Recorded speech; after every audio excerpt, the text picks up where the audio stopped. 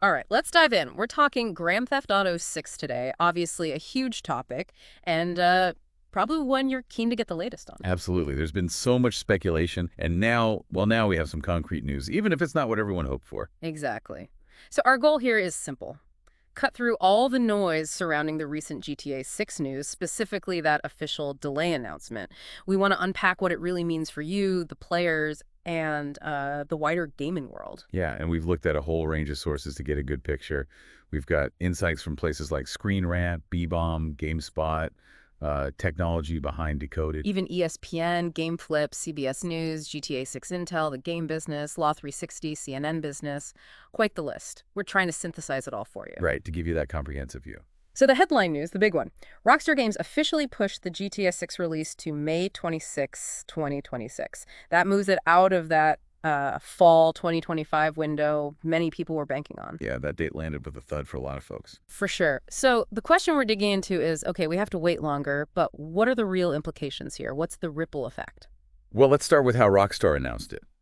They put out a statement, expressing regret, but really emphasizing their commitment to quality. That classic Rockstar line, right? Delivering something players expect and deserve. Exactly.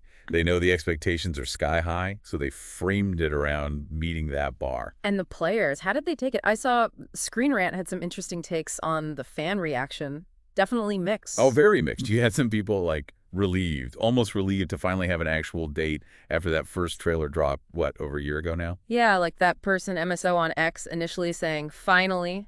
Right. But then immediately followed by 2026. Yeah, Nah, take it back.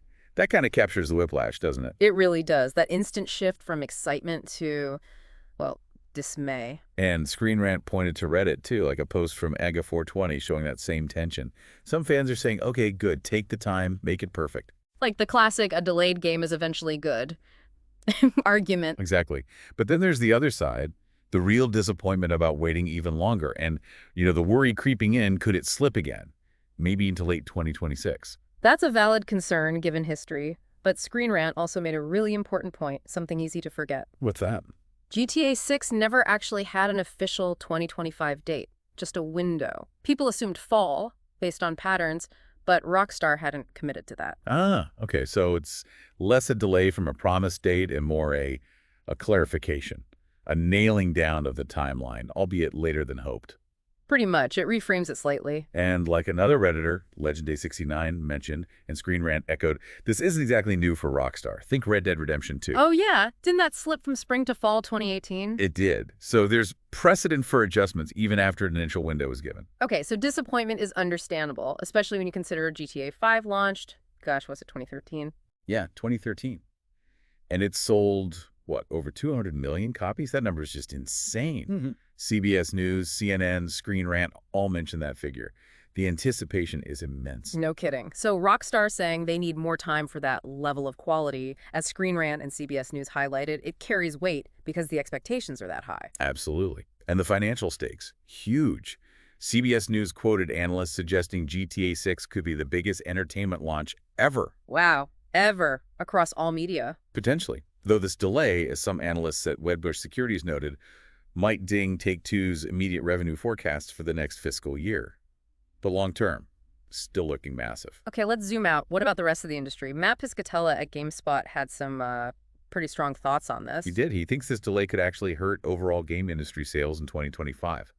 Potentially drag them down significantly. Drag them down how much? Possibly back towards pre-pandemic levels, which is a big deal. Why? What's his reasoning? He saw GTA 6 as this huge driver for 2025.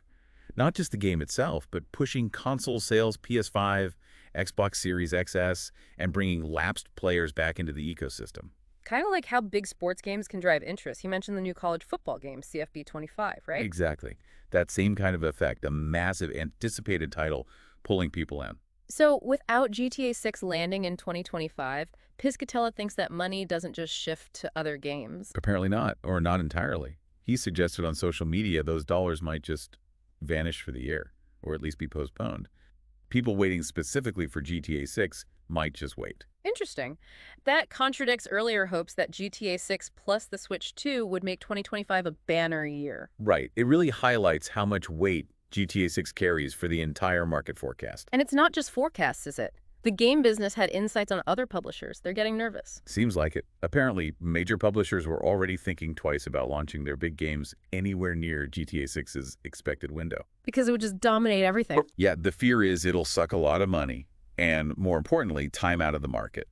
Yeah. Just overshadow everything else completely. The game business called the GTA 5 launch a blast zone, didn't they? Like Right. nothing else stood a chance nearby. Exactly. It just consumed all the oxygen, all the player attention, all the dollars. So publishers remember that and are planning accordingly, or were planning. So this delay throws a wrench into their plans, too. Absolutely. They were already dealing with the uncertainty of when in late 2025 it might drop. October, November.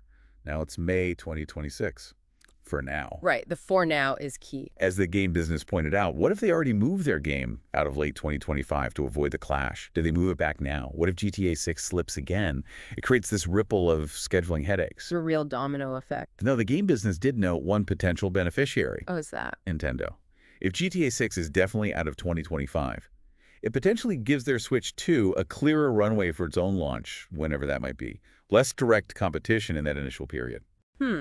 Interesting angle. Okay, let's shift gears. Enough about the delay. What about the game itself? What are we actually expecting in GTA 6 when May 2026 rolls around? Right, the fun stuff. B-Bomb had a good summary. It looks like that Bonnie and Clyde style story is the direction, with two main characters. Lucia, who's notably the franchise's first Latina female protagonist, which is cool, and another male character. Yeah, unnamed officially, but leaks suggest maybe Jason, and the expectation is we'll be switching between them, like in GTA 5. That works so well in 5.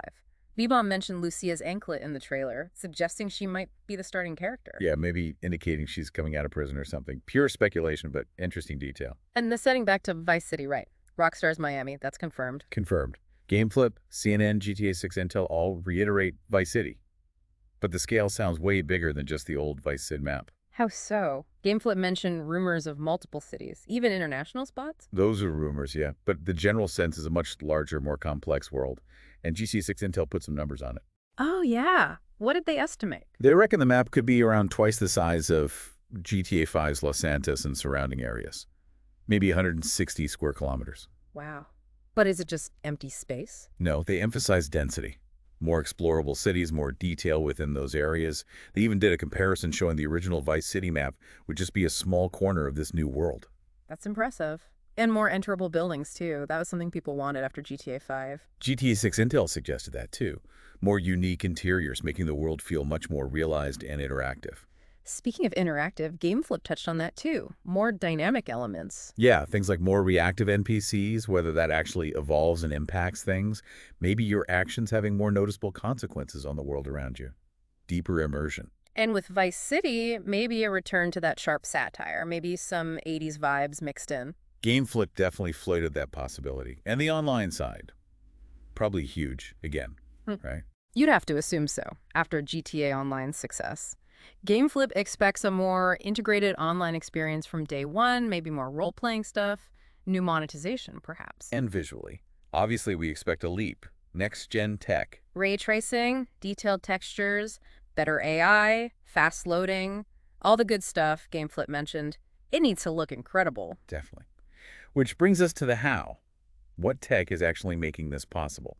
Technology behind Decoded had some really interesting speculation. Like what? AI. Generative AI, potentially. They talked about using it for dynamic environments like AI helping create varied buildings, landscapes, maybe even generating procedural quests or events based on what you do. Whoa, AI creating missions that could make it endlessly replayable. Potentially. Hey. And smarter NPCs, more realistic traffic patterns. Right. AI could be woven through a lot of systems. Plus, maybe helping the developers be more efficient in creating such a massive world. Okay, what else? They mentioned locomotive technology. What's that? That's basically about movement and physics. Making character animation smoother, more realistic, how they interact with the world, how vehicles handle, how crowds move, refining all those physics-based systems for better immersion. Gotcha. Making it all feel more grounded and believable. Exactly. And then the visual tech we touched on, ray tracing for lighting and shadows, global illumination for realistic ambience, better reflections, all that stuff. Technology behind Decoded detailed, making it look photorealistic or as close as possible. So these technologies are all part of that bigger trend in AAA games, right? Towards realism, huge open worlds, player freedom. Precisely. As technology behind Decoded outlined, it's about immersive simulation, player agency, and finding new ways to tell stories and engage players. GTA 6 seems poised to push all those boundaries. Okay, one last piece before we wrap up the legal side. Not directly about the delay, but relevant to the game's ecosystem. Right. Law 360 reported Take-Two is suing a site selling game hacks. It's a reminder they're actively working to protect the game, especially thinking ahead to the online component. Got to protect that massive investment and the player experience from cheaters. Makes sense. So yeah, putting it all together, this delay to May 2026 is a big deal. Big implications for fans who have to wait, big implications for the whole industry trying to plan around it. The disappointment is real, totally understandable, but you also have the potential upside. More polish, a better final product, maybe. That's the hope Rockstar is selling and what many fans are clinging to.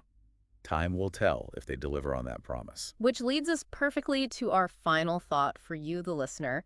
Thinking about this long wait, the incredible scale we've discussed, all the tech, what part of GTA 6 are you most looking forward to? And maybe more importantly, do you think this extra wait, this delay, will ultimately be worth it? Will the game live up to the colossal hype? Also, with GTA 6 further out, does that change your gaming plans? Are there other titles you might check out now in late 2025 or early 2026 that you maybe wouldn't have otherwise? Lots to think about. So that's our deep dive into the Grand Theft Auto 6 delay. We really hope this gave you a clearer picture of everything going on. Absolutely. And hey, if you found this breakdown helpful, if you found it informative and engaging, do us a huge favor, smash that like button. Yeah, and definitely hit subscribe for more deep dives like this one into the gaming topics you care about.